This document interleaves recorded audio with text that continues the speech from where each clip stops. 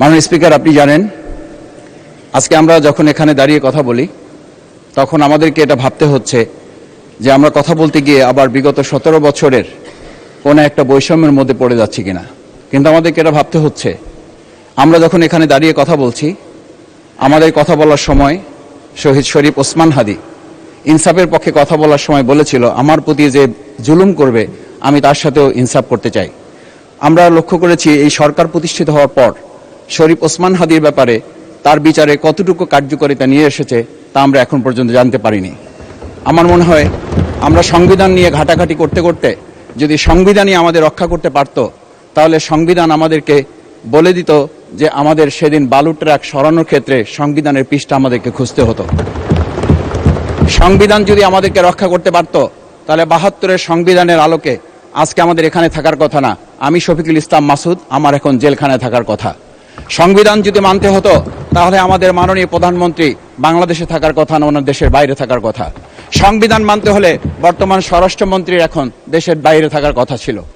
সংবিধান মানতে হলে যে বাচ্চাদেরকে আজকে এখানে শিক্ষা দেওয়া হচ্ছে, দীক্ষা দেওয়া হচ্ছে, কিংবা তাদেরকে কোনো কোনো ক্ষেত্রে জাসদের সাথে তুলনা করা হচ্ছে, সেই বাচ্চাদের নিয়েই আমরা এই সরকার দলের লোকদেরকে, সরকার দলের সম্মানিত নেতৃবৃন্দকে আমরা চোখের পানিও ফেলতে দেখেছি। আবার কাউকে কাউকে কথা বলতেও শুনেছি যে এই সমস্ত বাচ্চাদের, আমরা তাদের শিক্ষার্থীদের আন্দোলনের সাথে আমাদের কোনো সম্পর্ক ছিল না। আমরা খুব লজ্জিত হই মাননীয় স্পিকার, আমাদের এই বর্তমান সময়ে আমরা যদি এটা খেয়াল করি যে আমাদের বাংলাদেশের এই বর্তমান প্রেক্ষাপটটা নতুন করে এখন যে গণভোটের যে আজকে ন্যায্যতা অন্যায্যতা, সাংবিধানিক পৃষ্ঠা, লাইন, অক্ষর, দাড়ি কমা আমাদেরকে শেখানোর চেষ্টা করা হচ্ছে, যদি সেটা হতো তাহলে বাংলাদেশ জাতীয়তাবাদী দলের সম্মানিত মহাসচিব তিনি কয়েক হাজার পুলিশের বেষ্টনীর মাঝখানে একা একটা মোবাইল নিয়ে তাকে আমরা দাঁড়িয়ে থাকতে দেখেছি, তখন সংবিধান আমাদেরকে রক্ষা করতে পারে নাই।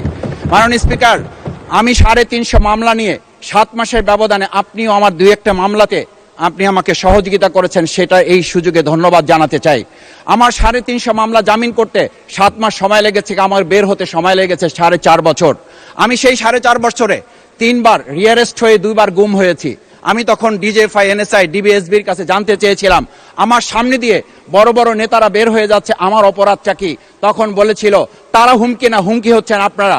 আমাদেরকে যখন শেখ হাসিনার শেষ সরকার নিষিদ্ধ করেছিল, তখন তারা 14 দল মিটিং করে বলেছিল এই জামাত শিবিরই হচ্ছে সবচেয়ে বড় সমস্যা, তাদেরকে নিষিদ্ধ করলে এই আন্দোলন থেমে যাবে।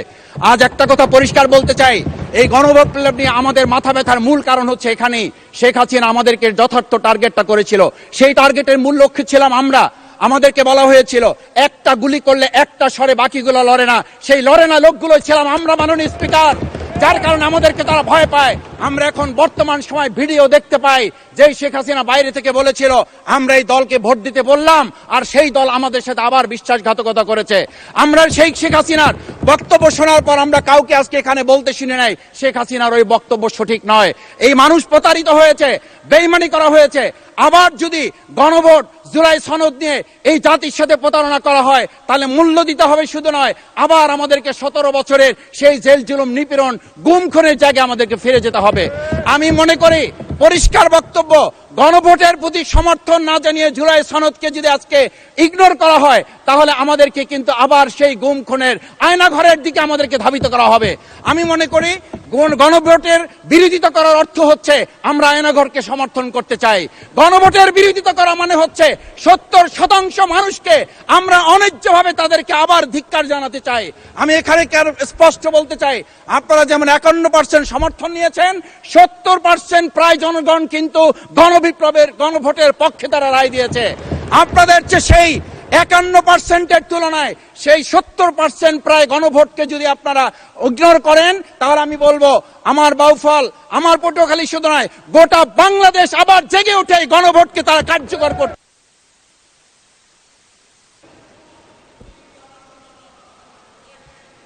ধন্যবাদ, আপনি 1 মিনিট পেয়েছেন। স্পিকার, আমি পরিষ্কার এই কথাটা এই জন্য বলছি, আজকে সংবিধানের লাইন ধরে ধরে যদি আমাদেরকে এই কথা জানতে হতো, তাহলে আমাদের নেতৃবৃন্দকে ফাঁসির মঞ্চে যেতে হতো না। আমার মতো ছোট মানুষের কাছে সে সময় ডিজিএফআইয়ের কাছে প্রস্তাব এসেছিল, আপনারা কি চান, মন্ত্রিত্ব চান, দেশ পরিচালনা চান, সবকিছু দেওয়া হবে, শুধু শেখ হাসিনার নীতিতে আপনারা আসেন। সেই নীতি তো ছিল ৭২-এর সংবিধান, সেই নীতি নিয়ে আজকে কেন এখানে এত কথা বলা হচ্ছে?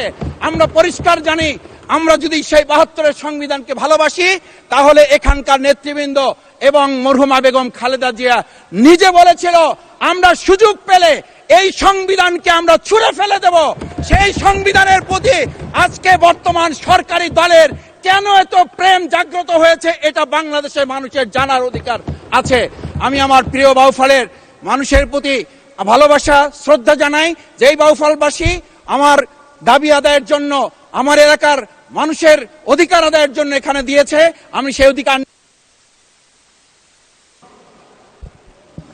ধন্যবাদ মাননীয় সদস্য।